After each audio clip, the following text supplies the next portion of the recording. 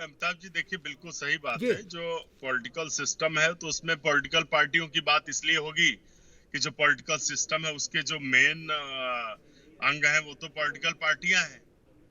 तो नियत देखनी पड़ेगी कि किसकी कितनी नियत है। हो सकता है हमारी भी एक दो सरकारों में हो सकता है कि कहीं पर कोई दिक्कतें हो, समस्याएं हो, लेकिन नौकरी देने की नियत को लेकर सवाल जरूर है। नहीं, ये कि नियत है और कि ना नहीं? दे पाना ये अलग अलग चीजें नहीं अंशु। अगर नियत है तो 1 मिनट में दे सकते। जो मंत्री है मुख्यमंत्री, उसको कितनी देर लग रही भाई? सरकार इंपावर्ड है, बिल्कुल। इसमें कौन सी बात है? अगर चन्नी देखिए देना अमिताभ जी, चाहे तो कौन रोक रहा है? और यूपी में बीजेपी देना चाहे तो उसे कौन रोक रही है? इसलिए ये तर्क नहीं उत्तर प्रदेश में कि मेरी नियत हम ठीक उत्तर है, प्रदेश में बैठे नियत का ही सवाल की उठेगा। बात कर लेते हैं। जी। 17 से ज्यादा पेपर लीक हो गए। मुख्यमंत्री जी हर पेपर लीक के बाद बताते रहे कि इस बार लीक नहीं होगा, इस बार लीक नहीं होगा।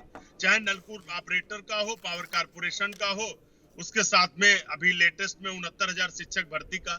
नियत की बात इसलिए बार बार होती है कि एक उदाहरण है कि 69,000 शिक्षक भर्ती का एक भाजपा का नेता पकड़ा गया, चंद्रमा यादव। उसको जिस एसएसपी ने पकड़ा उसका ट्रांसफर कर दिया गया। चंद्रमा यादव साहब एंजॉय कर रहे हैं। यूपी टीईटी का पेपर लीक होता है, सरकार तब भी सिर्फ थोड़ा बहुत फॉर्मेलिटी करके बैठ जा रही। नियत पर बार बार सवाल है।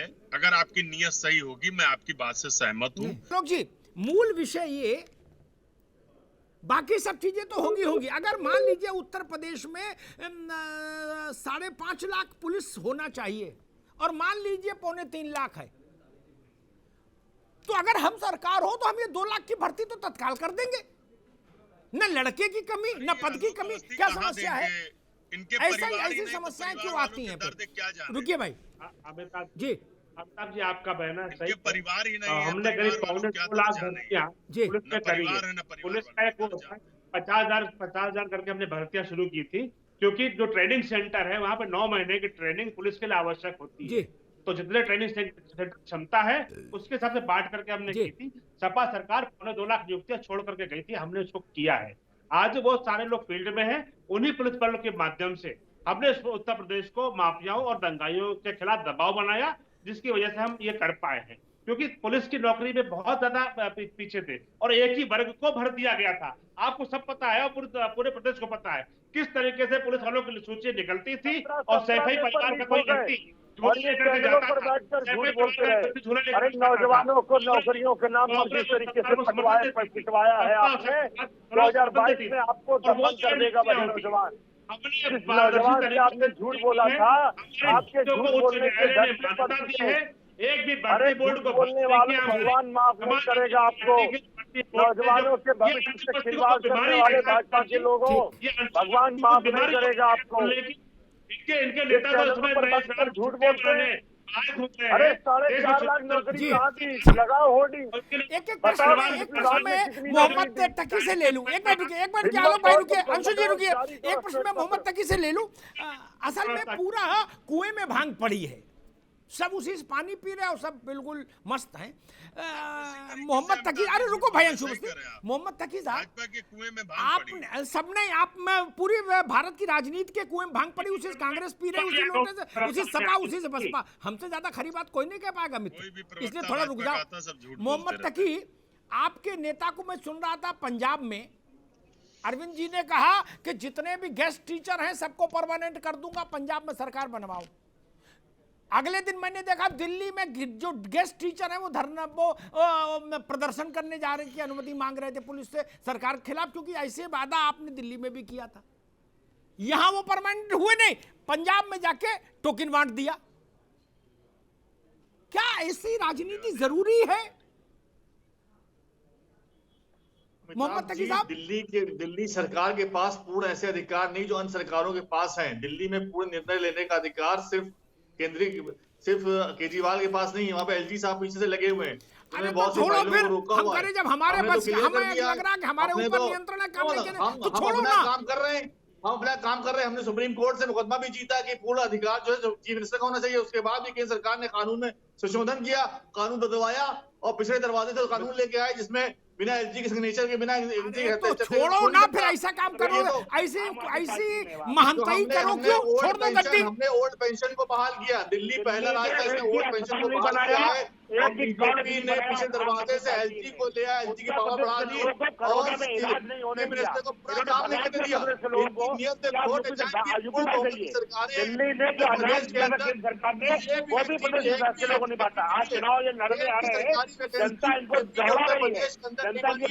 पुरानी सरकारों में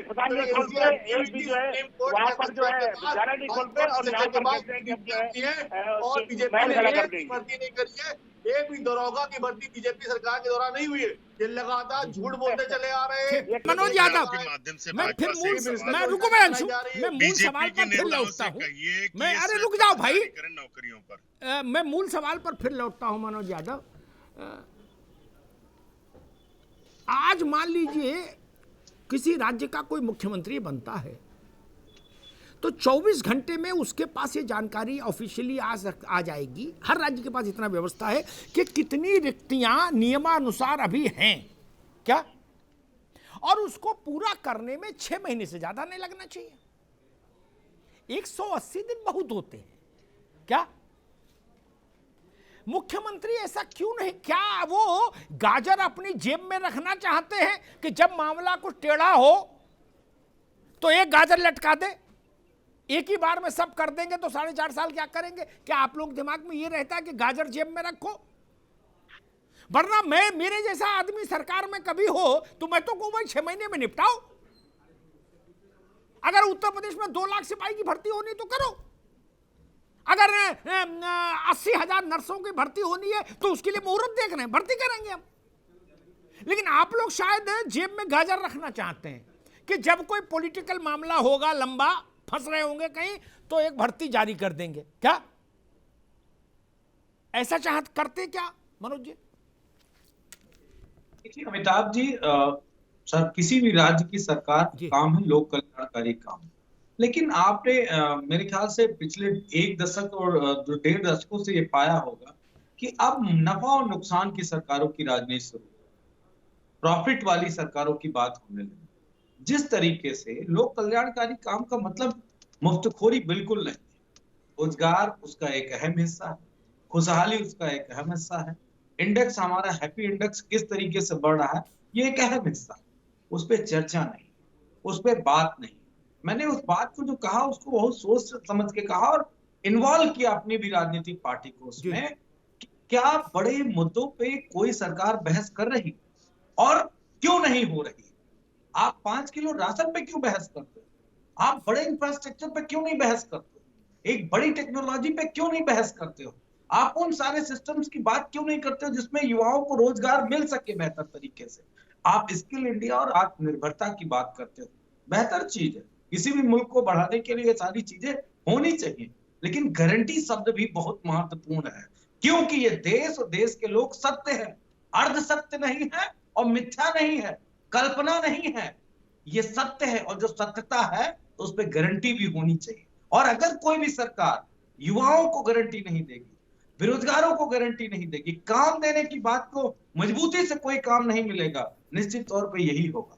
सरकार ने, जब प्रधानमंत्री जी ने एक शब्द कहा, मैं बहुत दुखी हुआ, व्यक्तिगत तौर पे ये बात कह रहा हूं कि इतनी गाड़ियां बिकी और उनको चलाने वालों को रोजगार मिल गया। कभी क्या इस देश में, आपकी उम्र इतनी है, मेरी उम्र इतनी है, 4 दशक में अपने जीवन के देख चुका, क्या कभी किसी प्राइम मिनिस्टर ने इस बात को कहा कि जितनी गाड़ियां बिकी उतने लोगों को रोजगार मिल गया? ये बहस नहीं होनी चाहिए।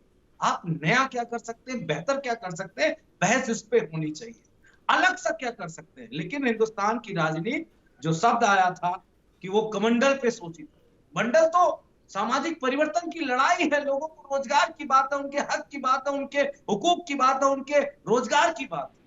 उसको झुटलाया गया, उसको दबाया गया, उसको कुचला गया। लेकिन बीजेपी ने जो बातें करी उसमें राजनीति का सस्तापन मुझे दिखता है। और मैं माफी चाहता हूँ, आप हम पे आरोप लगाते थे ना 86 में 56, अमिताभ जी आपसे ज्यादा डिबेट मुझे नहीं लगता उत्तर प्रदेश के किसी व्यक्ति ने, किसी चैनल ने की होगी रोजगारों को, बेरोजगारों को लेके और नौकरी वालों की लड़ाई लड़ने। हो सकता है देश में कोई मीडिया हो जो बात करता हो, लेकिन उत्तर प्रदेश में अमिताभ अग्निहोत्री इस बात के साक्षी गवाह है। लेकिन आज तक इस बात पे नहीं आया कोई लिस्ट लेके टीवी डिबेट में आलोक अवस्थी जैसा व्यक्ति कि देखो 86 में ये 56 यादव थे, जिनको समाजवादी पार्टी ने रखा था और समाजवादी पार्टी के मनोज आलोक अवस्थी सवाल में आलोक जी देखिए मनोज जी, अमिताभ जी, मनोज जी ने बहुत दार्शनिक अंदाज में बहुत सारी बातों को रखा। उचित होता कि ये अपने विचार, मैंने मनोज जी सुना है आपको, कम से कम सुन ले आप जो भी मुझे अपनी बात कहने दीजिए, बता रहे क्या आपको सब है। देखिए अमिताभ जी, मनोज जी ने बहुत अच्छे ढंग से, बहुत तथ्यात्मक ढंग से बातें कुछ रखने का प्रयास किया। काश इनके नेता अखिलेश यादव ये चीज सीख जाते जो मनोज जी ने जो बात रखी है। मुझे लगता है कि ये अखिलेश यादव जी को जरूर ये राय क्योंकि अखिलेश यादव खाने से जारी केवल अपराधियों और सिपाहियों को देश का जानकारी नहीं देते हो, इन्होंने वो दिया। सिर्फ आप आते हो चैनल पर बैठ के झूठ बोलने। बड़का झूठा पार्टी के प्रवक्ता, पार्टी के काफी लोग सही है, बड़का झूठा पार्टी के प्रवक्ता कर सकते कि वो प्रदेश का अमन चैन बिगाड़ेंगे। लेकिन मनोज जी को कम से कम, और ये कांग्रेस के प्रवक्ता के नेता तो समय उससे पूछिए राहुल गांधी कहाँ बैठे, राहुल गांधी कहाँ बना रहे हैं, बैंकॉक में है या गांधी की दिल्ली में बैठे हैं, ये इनको नहीं पता होगा। राहुल गांधी कहीं रहे, राहुल गांधी देश का भविष्य नहीं ना केवल। अरे कांग्रेस प्रवक्ता को धैर्य छूट जाता है, उनको मैं बता रहा हूँ कि आपका नेता भारत के अंदर नहीं है, कितना नहीं है, छुट्टी मनाने जाता है। इस समय जो है लोग कोरोना में पीड़ित है, लोग जो है क्या कहते हैं चुनाव में तैयारी कर रहे हैं, आपका जो छुट्टी मनाना बाहर बजाय पार्टी नेता राहुल गांधी से छुट्टी मनाने जाएगा। खाली कांग्रेस का यही प्रयास रहा है। वहाँ पर गलवान पर चाइना के समर्थन से चाइना का प्रोपेगेंडा का हाथ राहुल गांधी बनते हैं। उन्होंने गलवान पर टिप्पणी करी है, तस्वीर जारी करी है कि गलवान में भारतीय सेना ने देखो भाई, देखो एक मिनट, चाइना के प्रोपेगेंडा में राहुल गांधी फंसे हुए हैं। आखिर क्या मजबूरी है कांग्रेस की जो है राहुल गांधी की जो है चाइना की गुलामी करते फिर रहे हैं? जवाब दिला चाहिए कांग्रेस को। आरएसएस और मुसोलिनी का क्या रिश्ता अरे बताइए ना। कांग्रेस को बताना चाहिए राहुल गांधी चाइना की गुलामी क्यों कर रहे अरे हैं? मुसोलिनी नहीं, वो तो करे ना निहाल। और वापस चाइना की भाषा क्यों बोल रहे हैं? राहुल गांधी को बताना चाहिए। का तो क्या निहाल है, पालन करना राहुल चाहिए? गांधी का निहाल है, पहले जब मुसोलिनी बिहारी का वाजपेयी सरकार थी तब उन्होंने पेंशन बंद कर दी। अब ये सरकारी नौकरियों खत्म करना चाहते हैं, सब कुछ प्राइवेटाइज करना चाहते हैं। सारे लोगों को, भारतीयों को या अदानी अंबानी जिनकी न वेशभूषा है न संस्कार है, सब तो मुसोलिनी और इटली से लाए हुए बैठे लोग हैं। चाइना भाई राहुल गांधी की नानी है, एग्रीमेंट कौन सा आपके परिवार नहीं, आप बजाओ घंटा आपके परिवार है नहीं। ये तो दे दीजिए मैं बता रहा हूँ ना, मुझे मौका दीजिए अमिताभ जी, मैं बता दूँ। रख लीजिए, मुझे मौका दीजिए, मैं बता दूँ।